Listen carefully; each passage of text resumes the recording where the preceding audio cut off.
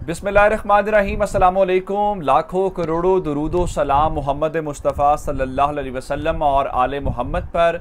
मैं हूँ उमर दराज गोंदल और आप मेरा फेसबुक और यूट्यूब चैनल देख रहे हैं। मैं आपको सबसे पहली खबर ये देना चाहता हूँ कि ये बहुत खुश थी मरियम बीबी और हता कि अपनी तरफ से कोशिश ये कर रही थी कि अब इनके अंदर से इनकलाब ख़त्म हो चुका है और ये सारी बातें, लेकिन उसके बावजूद इस्टेब्लिशमेंट ने तबीयत साफ़ की है, भरपूर तबीयत साफ़ की है। और किस तरीके से तबीयत साफ़ होने के बाद अब मामला टकराव की जानिब जाना शुरू हो गए हैं और उसके बाद इनकी चीखें निकलना शुरू हो गई हैं। और एक खबर मेरे पास मरियम नवाज से मुतल्लिक है, एक खबर वो जो लंदन में बैठे हुए साहब हैं उनसे मुतल्लिक भी खबरें हैं। जो बहुत ज़्यादा चहल पहल हो रही थी, बहुत ज़्यादा बातें हो रही थी, वो भी आपके सामने खबर रखूंगा कि सारे मामले के अंदर क्या है। और फिर जनरल मुशर्रफ से मुतल्लिक जो है वो बड़ी खबर मेरे पास लंदन से आई है, दुबई से खबर आई है वो, और लंदन वाली तो दूसरे साहब से मुतल्लिक है। तो दुबई से जो खबर आई है उसके मुतल्लिक क्या कन्वे किया गया है, क्या मामलात हैं उनकी सेहत से मुतल्लिक और दीगर चीज़ों से मुतल्लिक, वो भी आपके सामने रखूंगा। फिर इमरान खान के जो पैगामात हैं, इमरान खान इस वक्त क्या कर रहे हैं, उनको क्या पैगाम पहुंचाया गया है, ये भी एक खबर है, ये भी आपके सामने रखेंगे। पैगाम किसने पहुंचाया, क्या पैगाम है। और उसके बाद आज एक और बुरा दिन इस गवर्नमेंट के लिए, वो सुप्रीम कोर्ट से था। पंजाब असेंबली में तो जो तमाशा लगा हुआ है वो लगा हुआ है, क्योंकि ये तारीख में पहली बार हुआ है। आइन और कानून की बहुत बात करते हैं, लेकिन क्या एक जो चीफ सेक्रेटरी है, जो आईजी है, क्या वो इससे बड़ा है स्पीकर से और कॉन्स्टिट्यूशन से, ये भी आज तय करना बाकी है। और उसके बाद जो सुप्रीम कोर्ट ने आज ज़रा इनके नट पेच जो हैं, नट बोल्ट जो हैं वो कसे हैं, ज़रा क्लास ली है, वो भी आपके सामने रखूंगा। ये तमाम तर तफसीलात आपके पहुंचाने से पहले आपसे गुजारिश करेंगे कि हमारा यूट्यूब चैनल जो है वो सब्सक्राइब कर लीजिए और जो हमारा फेसबुक चैनल है उसको लाइक और फॉलो ज़रूर कीजिए। अब मैं आपको दो खबरें देना चाहता हूँ। सबसे पहली खबर मैं दे के फिर मरियम नवाज वाली खबर की तरफ आ जाना चाहता हूँ कि इस्टेब्लिशमेंट ने ज़रा इनको किया है, स्क्रू किया है, ज़रा इनकी तबीयत साफ़ की है। आप कहेंगे वो कैसे? आप सुन रहे थे जी, नवाज शरीफ साहब वतन वापस आ रहे हैं। आपने देखा कि तहरीक इंसाफ ने उनका जो पासपोर्ट है वो रीन्यू नहीं किया था, जिसके बाद ये हुकूमत आई और इस हुकूमत ने आने के फ़ौरन बाद जो है उनको पासपोर्ट जारी किया, जिसकी मुद्दत 10 साल है, क्योंकि राना सनाउल्ला ये काम पहले और फिर ये उनसे मुशावरत के लिए लंदन भी गए, तो उसका इम्पैक्ट भी कोई अच्छा नहीं आया, लोगों ने उसको बहुत नेगेटिव लिया। अब खबर ये सुन लीजिए कि जो इस वक्त नवाज शरीफ हैं, जो उनके मुआलिजीन हैं, उन्होंने उनको उनकी सेहत के मुतल्लिक खबरदार किया है और उनसे ये कहा है कि आप इस वक्त सफ़र नहीं कर सकते, जिसके बाद गैर ज़रूरी सफ़र से रोकने की हिदायत के बाद अब ख़बर इस वक्त ये है कि नवाज शरीफ साहब जो हैं उनकी वतन वापसी का जो सिलसिला है वो रुक गया है। आप इसको एक बहुत मामूल की खबर लेंगे। जब भी पाकिस्तान हुकूमत गई तो प्लेटलेट्स लेवल ऊपर चला गया था, तबीयत सब कुछ ठीक हो गई थी। अब जब ज़रा वहाँ से तबीयत साफ़ हुई है तो नवाज शरीफ की तबीयत भी डाउन होना शुरू हो गई है। अब मीडिया के ज़रिए ये हाइप क्रिएट करना शुरू कर दी गई है कि नहीं जी वो तबीयत ख़राब है, पॉलिटिकल एक्टिविटीज़ में भरपूर पार्टिसिपेट कर रहे हैं, मीटिंग्स अटेंड कर रहे हैं, पाकिस्तान से लोग जा रहे हैं। तो चूँकि वहाँ से बड़े घर से मामला ऐसा हुआ है, तो उसके बाद ज़रा पहली खबर मैं आपको ये देता हूँ। दूसरी खबर जो मैंने आपको कहा है कि एस्टैब्लिशमेंट ने तबीयत साफ़ की और मरियम बीबी जो हैं वो चीख उठी हैं। अब मरियम बीबी ने अपनी तरफ से, उनकी कोशिश ये थी कि जिस तरह शाहिद खाकान अब्बासी को वज़ीर आज़म के तौर पे चलाती रही हैं, उसी तरह से ये अपने तौर पे वज़ीर आज़म के तौर पे शहबाज शरीफ को चलाएंगे। अब शहबाज शरीफ ने आगे भी तो कोई डील की हुई है, आगे भी तो कोई ज़बान दी हुई है, तो शहबाज शरीफ उससे भी नहीं मुकर सकते, क्योंकि मुकरते हैं तो ज़रा वो भी ज़रा सख्ती कर देते हैं। अब हुआ क्या, अब आपको पिछले दिनों याद होगा एड्स के मामले के ऊपर एक ऑडियो लीक हुई थी, जिसमें वो कह रही थी कि मेरे हाथ पे क्यों बांधे जा रहे हैं, मैं वज़ीर आज़म साहब से शिकायत करती हूँ। तो इस वक्त जो पाकिस्तान की वज़ीर इत्तलात हैं वो अमली तौर पे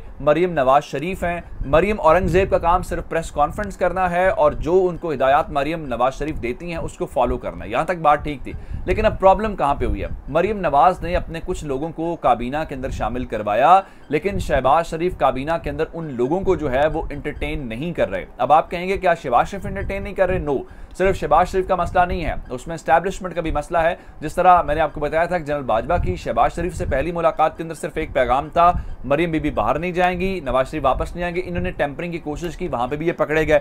अब जरा खबर एक सुन लें, जावेद लतीफ़ जो है, पहले आपको पता है कि उन्होंने हल्फ ही नहीं लिया था, और उनके हल्फ लेने के बाद जब थोड़ी सी सख्ती हुई तो शहबाज शरीफ ने बादल नाखास्ता उनको वजारत तो दे दी, उनसे ओत भी दिलवा दिया उनको सदर से, लेकिन उसके बाद अभी तक उनको कोई कलमदान नहीं दिया गया, जिसके बाद उन्होंने ये फैसला किया कि वो इस्तीफ़ा दे देंगे। तो मरियम बीबी ने फौरी तौर पर उनको इस्तीफ़ा देने से रोका और उसके बाद लंदन में शहबाज शरीफ की शिकायत लगाई है, लेकिन शहबाज शरीफ यहाँ पे कुछ नहीं कर सकते। वजह क्या है? वजह उस तरफ से प्रेशर है, वो ज़रा तबीयत साफ कर रहे हैं, वो कह रहे हैं कि आपने ये जो तमाशा लगाया हुआ है आपकी वजह से हमारे ऊपर भी प्रेशर है और हमें भी जवाब देना पड़ रहा है। तो जावेद लतीफ़ को अभी तक कोई जो कलमदान है वो नहीं मिल रहा। उसके बाद शाहिद खाकान अब्बासी वाला मामला है, चूंकि शाहिद खाकान अब्बासी ने वजारत तो नहीं ली, लेकिन शाहिद खाकान अब्बासी बगैर वजारत के भी जो एनर्जी के मामलात हैं वो देख रहे हैं। वहाँ पे मुसद्दिक मलिक को और खुर्रम दस्तगीर को बैठाया हुआ है, लेकिन इस तक जो ब्यूरोक्रेसी है वो परेशान है जी, हम किसके अहकामात माने। तो खुर्रम दस्तगीर ने बड़ी वाज़ेह सी बात की है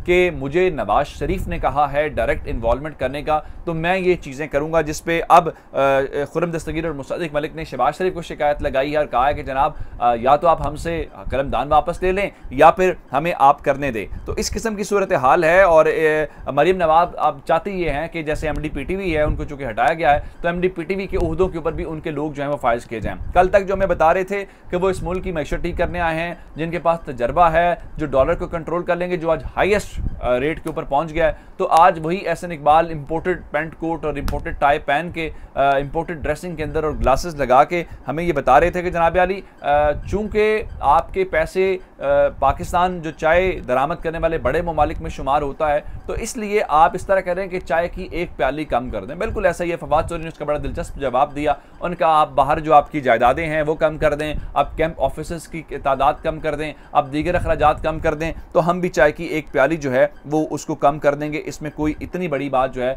वो मुश्किल वाली नहीं है। अब ज़रा एक और ख़बर सुन लीजिए।